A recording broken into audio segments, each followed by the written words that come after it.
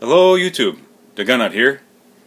Today I'm going to do a video taking an initial look here at the Magpul PMAG 15 GL9. So it's the 15 round Magpul magazine for the Glock 19. I also work with the Glock 26. I have one in the gun right now, and you can see the first thing that I noticed that was kind of different about this versus the standard Glock magazine is the base plate is thicker, so it actually extends out past the end of the grip further. I don't know that that's a huge deal, but it is not the same. So I'm going to do a little side-by-side first with the standard Glock mag, and then we'll get the calipers out and the scale out. We'll take a few measurements to compare the two. Okay, so here is a PMAG 15 for the Glock 9, 9mm that is. You can see that, you know, it appears, the first thing I would like to say, it appears to be well constructed. See if you can make out the imprint on the side. I mean, it's obviously made in the USA, made by Magpul. They have their marking scheme, marking areas on the bottom where you can mark them with your initials or numbers or however you want to label them.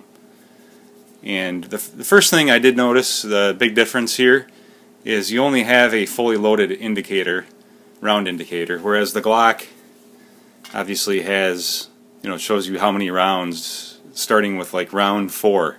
So that's a difference, where I think the features there, the Glock would win on that. As I mentioned, and I don't know if it's obvious here from the camera, but the PMAG is definitely longer because of that thicker base plate, and you can probably see if you look at the bottom there that Magpul base plate is definitely thicker. The Magpul has this bright orange follower, which I guess is kind of cool, and the Glock does not.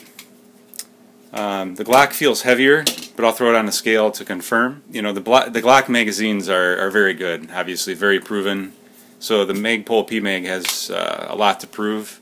We'll also take maybe a look here quick at the disassembly. Okay, to disassemble the PMAG, you just have to push down that. There's no pushing together the sides of the mag like there is on the Glock, and it seems like that just slides right out. So we'll take a look at the insides here. Wow, that came apart so easy. That's a huge plus for the Magpul mag. Very easy to take apart. I don't usually take my Glock mags apart, mainly because they're a pain in the butt. I mean, I have, but this was really easy. So if you use them as range mags and you're getting a bunch of crap in them and you want to clean them out, really easy to do so. So go ahead and we'll slide that base plate back on. That is easy. That's the first time I ever took it apart and put it back together, and that was really easy. Okay, we have the standard Glock magazine on a scale, and it's coming in at 2.4 ounces. Yep, 2.4 ounces. We'll put the PMAG on there, and it's coming in at 1.65. Next up, tail of the tape. We're going to go ahead and throw a tape measure across here, see if we can't see how the difference in the height is. I'm going to call that 4 3/8 on the Glock, and I'm going to call that 4 5/8, I think, on the PMAG. So we're looking at about a 1/4 inch thicker. I'm surprised. I don't know if my measurement's correct, but so next I'm going to go ahead and throw the caliper on them. We got the standard Glock mag here. Let's try to measure the thickness. We're at about 0.89 inches. With the same measurement on the PMAG. I'm going to say that it's